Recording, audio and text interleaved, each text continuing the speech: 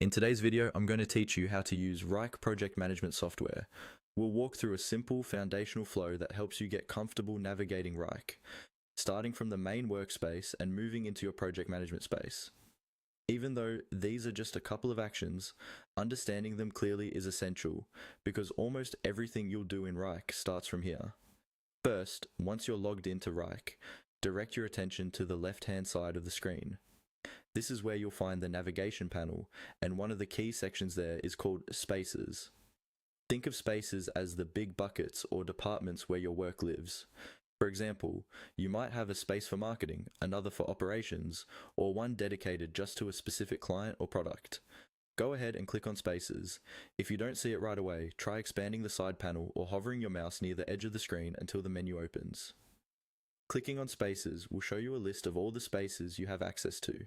This is your starting point for organizing and finding any projects, tasks, or folders related to your work. Once your spaces list is visible, take a moment to scan through it. You're looking for the space that's been set up for project management. Depending on how your account is configured, this might be called project management, PMO, team projects, or something similar. If you're unsure which one to choose, pick the space your team uses most often, or the one your manager has directed you to. Now, click on your project management space. When you select it, the main area of the screen will update to show the contents of that space.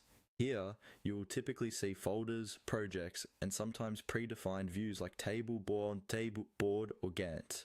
This is where your day-to-day work actually happens. Once you're inside the space, it's a good idea to familiarize yourself with what you're seeing. Look at the folder structure on the left within that space, and the items listed in the main panel.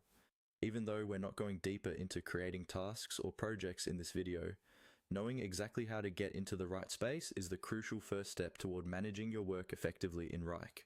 So to recap in simple terms, open Wrike, click on Spaces in the navigation panel, then select your